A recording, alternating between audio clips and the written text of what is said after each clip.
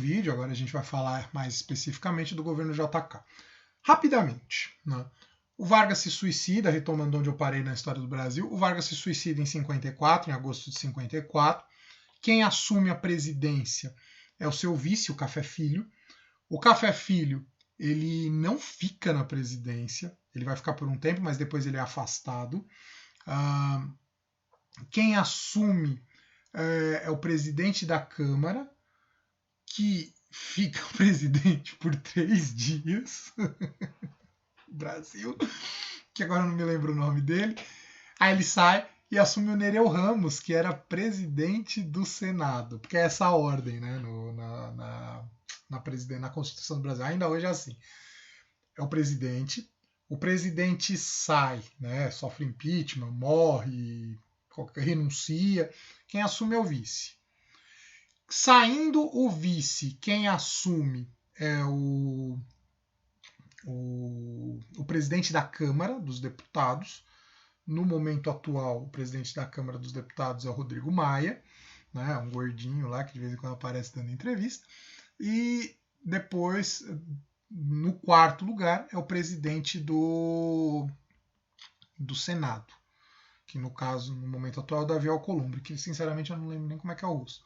E aí depois, em quinto, ficaria o presidente do STF. Em sexto, quem assume é o Aécio. Eu nem sei se meus alunos do 9º ano conhecem essa piada, mas vale a pena. Né? Voltando lá. Tem eleições em 1955, né? E quem ganha a eleição é o Juscelino Kubitschek. Então vamos lá, vamos começar aqui para os slides. O governo Juscelino Kubitschek, ele vai se dar JK. A partir de agora eu vou só usar o termo JK, mais fácil. Ele vai de 1956 até 1961. JK é o primeiro presidente eleito, assim, numa situação de uma certa normalidade, que vai conseguir terminar o governo dele. Né? Porque é aquilo, eu já disse isso nos vídeos anteriores. Se a gente pega durante o período da República Velha, lá da República do Café com Leite, lógico que a maioria terminou seus mandatos, mas por quê? Né? Era difícil não terminar com toda aquela forma como a política se dava. O Vargas, enfim, terminou o mandato porque o mandato não tinha fim, depois que ele deu o golpe lá, enfim, todos os golpes que ele foi dando durante a era Vargas. Aí a gente tem o Dutra, que é eleito e termina seu mandato, mas a eleição do Dutra, não que ela seja uma farsa, não foi, mas o Dutra já tinha assumido como presidente quando deu o golpe no Vargas, e ele praticamente só é meio que confirmado pelo voto, até teve o apoio do próprio Vargas, mas ainda assim é um presidente que terminou seu mandato. É que o Dutra, ele é meio que um presidente que a gente quase nem fala dele. E aí vem o Vargas, que é eleito, mas se mata. Aí a gente acabei de falar agora, toda a confusão que foi depois da morte do Vargas. E a gente tem o JK, que é eleito e consegue terminar seu mandato. JK, ele é um político mineiro, foi governador de Minas Gerais, entre outras coisas que ele exerceu aí na política. Em 1955 ele lança uma chapa, ele junto com o João Goulart, lembrando lá, o João Goulart tinha sido ministro do Vargas, ministro do Trabalho do Vargas, e ele sai, o JK como candidato a presidente, o João Goulart como candidato a vice-presidente. O JK pelo PSD, Partido Social Democrático, se eu não me engano, e o Jango pelo PTB. Nessa época, se podia, acho que eu até comentei isso em vídeo anterior, se podia votar no candidato de um partido e no vice de outro. Aqui eles faziam parte da mesma coligação, mas são de partidos diferentes, mas da mesma coligação. Estavam aliados ali para a eleição. Mas, por exemplo, eu podia votar, né, vamos pensar na última eleição, eu poderia votar no Bolsonaro, né, como foi feito por uma parte da população, e votar, sei lá, na vice do Haddad, né, pensando no segundo turno. Eu poderia fazer isso naquela época. Hoje a gente não pode, hoje a gente vota na chapa completa. Eu votei no Bolsonaro, votei no Mourão junto. Né? Tanto que na época do impeachment o pessoal falava, quem votou na Dilma votou no Temer. É verdade, isso é fato. Quem votou na Dilma votou no Temer. O candidato que ficou em segundo lugar, saiu pela UDN, que era um militar chamado Juarez Távora. O JK ganha a eleição com quase 36% dos votos. Né? O Jango conseguiu ter mais votos que ele, tinha 44% dos votos. O JK teve 36% dos votos. Não foi a maioria dos votos da eleição. Isso eu já comentei lá no vídeo da semana passada. Porém, mesmo não sendo a maioria dos votos, ele foi o que teve mais votos. O Juarez Távora ficou com 20 e poucos por cento. Agora não vou lembrar as porcentagens. Quando eu estava montando o vídeo hoje, eu vi, né, porque eu não sei, obviamente, eu não sei isso de cor, mas também não vem ao caso. Daí vocês podem até dar uma pesquisada. A UDN começa a levantar a possibilidade de um golpe. Falar que o JK não tem que assumir. Não é para o JK assumir. Primeiro, porque ele não teve a maioria dos votos. Segundo, porque ele seria ligado ao comunismo. Né? Então, aquela ideia de que os comunistas querem dar um golpe. O Partido Comunista estava na ilegalidade, era um partido ilegal. Então, que o JK, junto com o Jango, seriam ligados aos comunistas. Mas o principal motivo é que o JK, de uma forma ou de outra, mesmo a gente vê que ele não segue exatamente a risca, ele é um continuador do projeto do Vargas.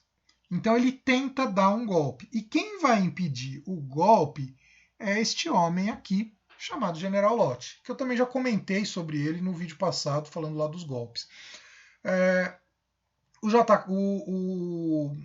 A UDN, principalmente liderada pelo Carlos Lacerda, que a gente já viu lá no vídeo do Vargas, diz que o JK não tem que assumir, começa a defender que há necessidade da justiça interromper, começa a incentivar setores do exército a se voltarem contra o JK. E o general Lott, vamos voltar para a imagem dele, que era um general do exército, ministro da guerra, já feito ministro da guerra pelo Café Filho, ele vai defender que o JK tem que tomar posse sim. Tanto que depois, quando termina o governo JK, o general Lott vai se lançar candidatura a presidente. Infelizmente perdeu, mas a gente vai falar disso mais para frente.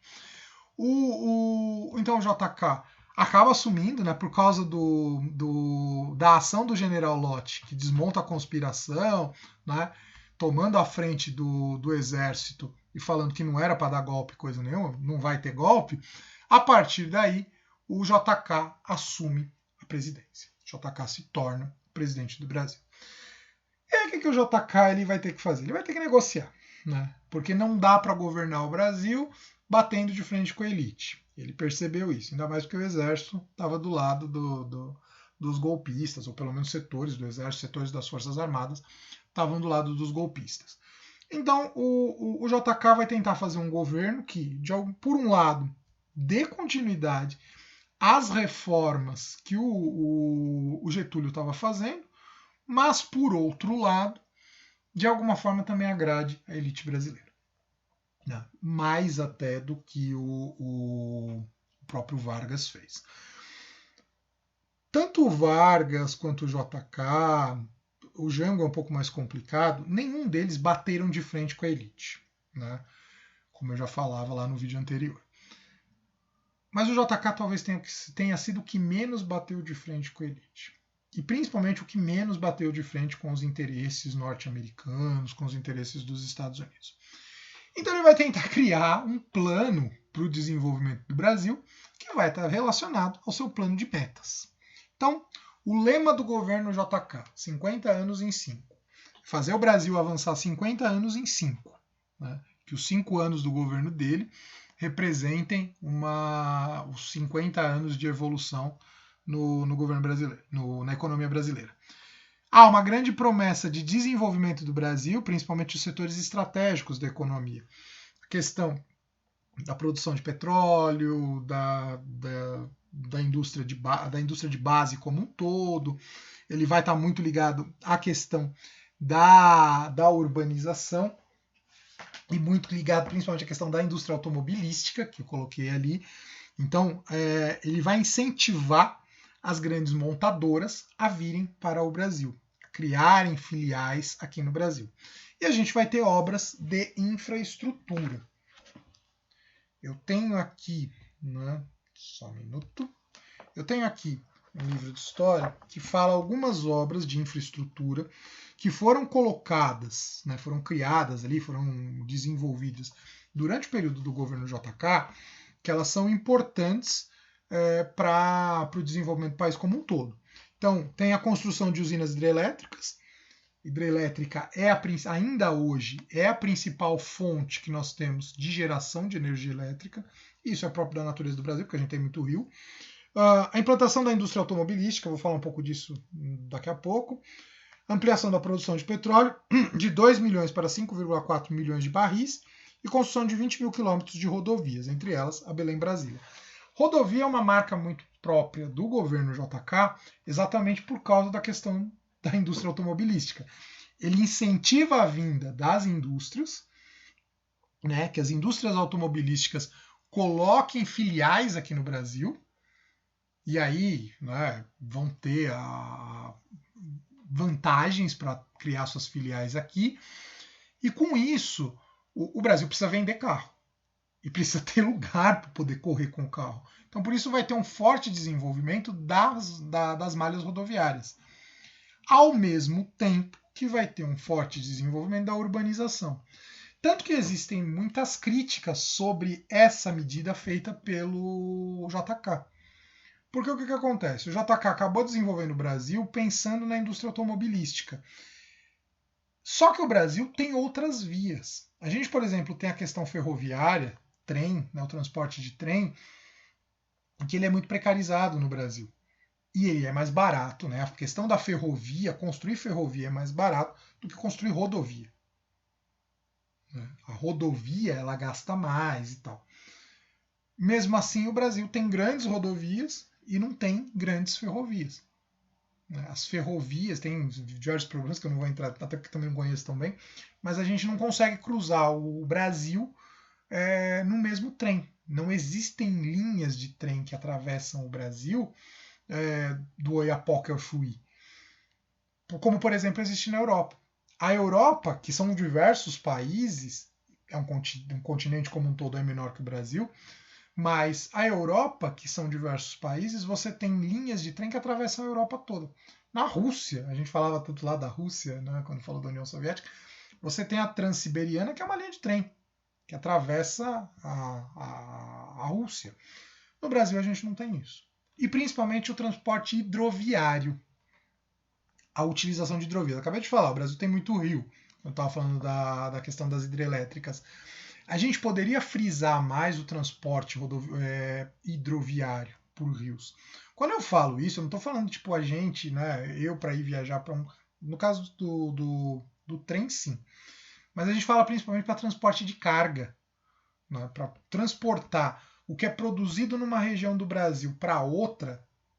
É mais barato se for por rio ou se fosse por trem, porque seria mais rápido, do que você ir por carro. A maioria das coisas elas são transportadas por caminhão. Tanto que é só pensar, a profissão de caminhoneiro. 2 anos atrás a gente teve lá a crise dos caminhoneiros, né, a greve dos caminhoneiros. Olha o enrosco que deu na economia brasileira. Isso que foi, sei lá, eles pararam uma semana no máximo. Foi uma política feita pelo JK, que a gente percebeu que historicamente teve seus problemas. Mas porque o JK pensou na questão das indústrias automobilísticas, que gerariam emprego, geraram, né? Gerariam uma urbanização, geraram, trariam uma modernização, trouxeram, mas que tem seus problemas também, porque ficou preso só em uma coisa. Sem contar um outro problema. Deixa eu ver se eu coloquei isso aqui, só voltando lá, automobilística. Nova capital do Brasil eu falo daqui a pouco. Indústria automobilística. Aqui desse ponto, só vou falar disso agora. Indústria automobilística, as transnacionais, desnacionalização da economia. O que é isso? Né? O Brasil ele não tem, até hoje, indústria de carro nacional. Nós não temos indústria nacional de carro. O Vargas, a política dele era tentar desenvolver uma industrialização no Brasil. indústrias brasileiras. O JK, o que ele faz? Ele vai incentivar as indústrias de fora a virem para o Brasil, montarem filiais aqui. E aí os carros serem montados aqui e tal, porque sai mais barato que a gente ficar importando. Só que tem um problema nisso, porque o lucro que é gerado dessa empresa, ele não fica no Brasil, ele vai para fora, ou pelo menos uma grande parte do lucro vai para fora. Então, ou seja, a economia brasileira, ela sofreu também com isso. Ela acabou se enfraquecendo com essa situação. Eu acabei esquecendo de mostrar, só voltando lá. A gente tem aqui uma foto do próprio JK, então esse é o presidente, Juscelino Kubitschek, e aqui uma foto da posse dos dois. Se a gente pega aqui, tem 4 figuras no centro. O JK é o segundo da esquerda para a direita, e o Jango, o João Goulart, é o quarto da esquerda para a direita, ou o primeiro da direita para a esquerda. Né? Então ali tem presidente e vice. Então, ou seja, o governo JK ele criou uma série de medidas que tentaram incentivar o Brasil a se desenvolver, mas é um desenvolvimento voltado muito para o que vem de fora. Sem contar a questão dos empréstimos, que foi a base para o chamado plano de metas. O JK cria um plano de metas que teve bastante sucesso durante o governo dele para fazer o Brasil se desenvolver. O plano tinha 30 metas. Aqui eu tenho o print da tela, posso até deixar depois para vocês o link onde eu achei, mas é o arquivo. Lógico que eu não li o arquivo como um todo, mas eu achei o documento escaneado. Então, eram 5 setores, né, que são esses daqui: energia, transportes, alimentação, indústria de base, e aqui não aparece, tinha o setor da educação. Né. Esses 5 setores eram as prioridades do plano de metas. Então, as metas como um todo iam se desenvolver em cima desses 5 setores. Aqui estão as metas. Eu não vou fazer a leitura, eu vou só colocar aqui. Então, aqui a gente tem da 1 até a 20. Na segunda página, a gente tem da 21 até a 30. Pois qualquer coisa, se vocês quiserem, vocês dão uma parada aí e dão uma lida.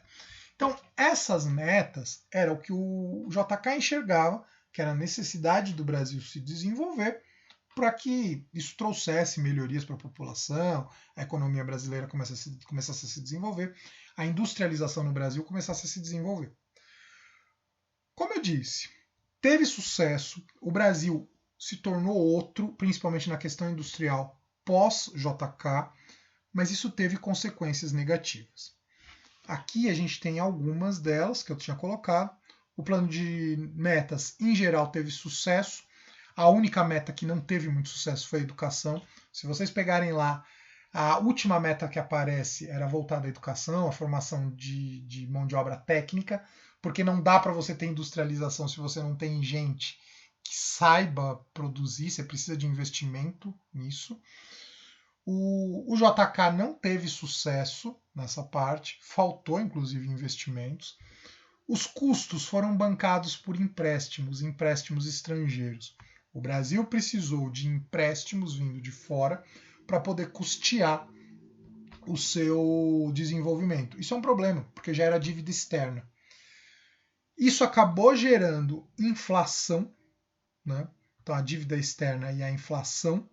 O Brasil devia para países de fora, e isso começa a gerar inflação, então, ou seja, o salário, o dinheiro começa a perder seu valor. Se hoje eu preciso de 10 para comprar uma coisa, amanhã eu vou precisar de 20. E é que quem vive o momento atual talvez não saiba tanto que é a inflação. A gente tem aumento de preços, mas não é como era, por exemplo, 20 anos atrás, 25 anos atrás. E no fim do governo JK, a gente já tem alguns problemas de crise. Algumas crises que vão começar a se mostrar, que vão estourar no próximo governo, no governo Jânio Jango, que vai ser o que vai levar a toda a situação do golpe. Só um último ponto para a gente encerrar. A gente tem no governo JK a construção de Brasília. Então aqui a gente tem uma imagem que é do arquivo do Oscar Niemeyer, que foi o arquiteto por trás da construção de Brasília. É com o governo JK que tem o início da mudança da capital. Então a capital até então era no Rio de Janeiro, com o JK, a gente tem a formação de uma nova capital. Então, desde o início da República já se defendia, parece que isso estava inclusive na Constituição, de que a capital do Brasil tinha que estar no centro, no interior. Para quê? Gerar integração, garantir a defesa da capital. Vou falar primeiro da defesa, depois eu falo da integração. Uma capital litorânea, como é o caso do Rio de Janeiro, se o Brasil entra em guerra com outro país, é muito fácil de ser atacada. Você bombardeia facilmente uma cidade litorânea. Aliás, eu acho que até já comentei isso em outros vídeos. Então, estando mais para o centro do país, é mais difícil de você bombardear uma capital. Então, a primeira ideia era que a cidade ficasse mais por dentro para garantir a defesa. Segundo, a integração.